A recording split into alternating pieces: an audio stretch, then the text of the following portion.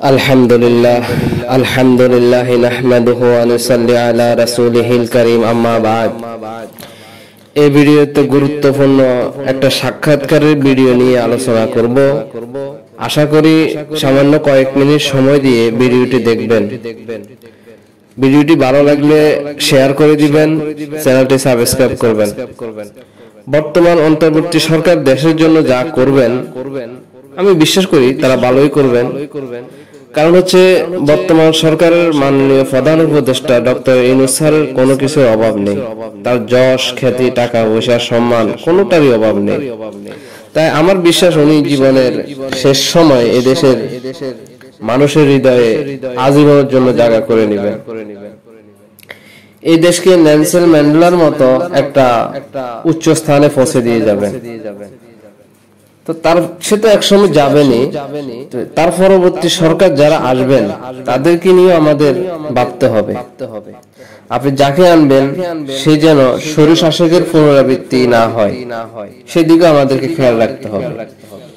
এদেশের স্বাধীনের পর থেকে যত সরকার আসছে তারা প্রবাসীদের জন্য তেমন কোনো ভালো কিছু করেন নাই, করার চেষ্টাও করেন। যে প্রবাসী মাথার ঘাম পায়ে ফেলে দেশের রেমিটেন্স পাঠায়,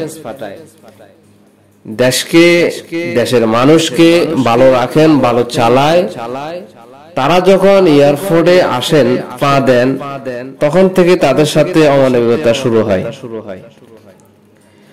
প্রবাস থেকে আসলে এয়ারপোর্টে চাকরের মতো ব্যবহার করা হয়।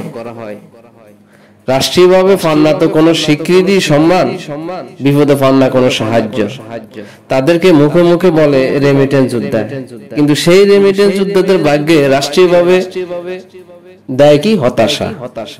সে হতাশা থেকে মুক্তি দূত হতে পারে জামাত ইসলামের মতো ইসলামিক দলগুলো যদি সরকার গঠন করে, তাহলে আমি বিশ্বাস করি এই দেশের যারা প্রবাসী আছেন তাদের জন্য সে হতাশা থেকে মুক্তি পাওয়া যাবে। তারাই হতে পারেন হতাশাগ্রস্ত মানুষের ভরসা, বঞ্চিত মানুষের মুখের হাসি, আশার আলো। প্রবাসীদেরকে নিয়ে এই বিষয়ে জামাত ইসলামের আমির কি বলে আমরা একটু শুনে আসি। ডক্টর শফিকুর রহমান বলেন, তাদের ঘাম জড়ানো অর্থ সঞ্চয় করে বিদেশে পাঠান রেমিটেন্স হিসাবে। সেই রেমিটেন্স দিয়ে চলে এই দেশের ভাগ্যের চাকা। আমরা বলি তাদেরকে রেমিটেন্স যোদ্ধা। শুধু মুখে মুখে বললে হবে কি স্যার? তাদেরকে শুধু মুখে রেমিটেন্স যোদ্ধা না বলে সত্যিকারের রেমিটেন্স যোদ্ধার মর্যাদা যেন তাদেরকে দেওয়া হয়। তারা তো মর্যাদা পাচ্ছে না, উল্টা তারা হ্যারাসমেন্টের শিকার হয়। তখন তারা ভাবে এই দেশে না আসলে ভালো হতো।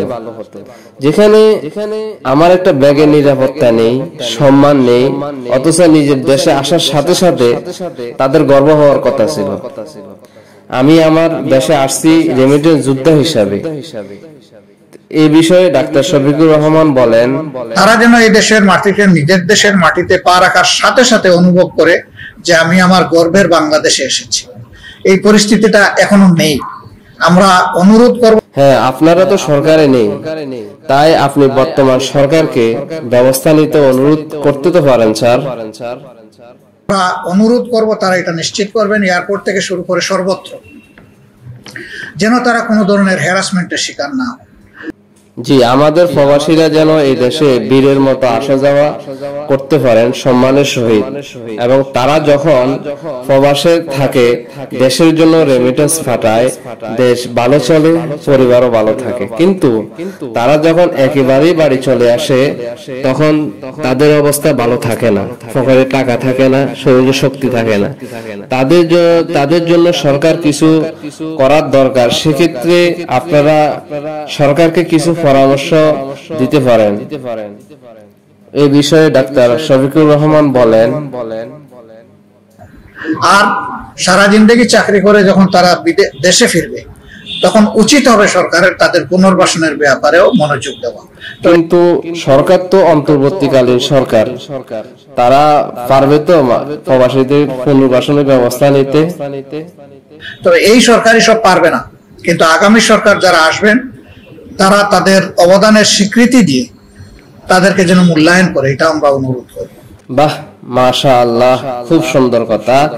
আগামী সরকার হিসেবে আমরা আপনাদের মতো লোককেই, আপনাদের মতো নেতাকেই, আপনাদের মতো দলকেই সরকার হিসেবে আমরা দেখতে চাই।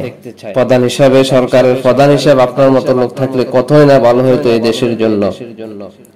কি বলেন সবাই, প্রবাসী ভাই বোনেরা? এই বিষয়ে আপনারা কমেন্টস করে জানাবেন। ভিডিওটি ভালো লাগলে এটা লাইক করে দিবেন, শেয়ার করে দিবেন, চ্যানেলটা সাবস্ক্রাইব করে পাশে থাকবেন। ধন্যবাদ।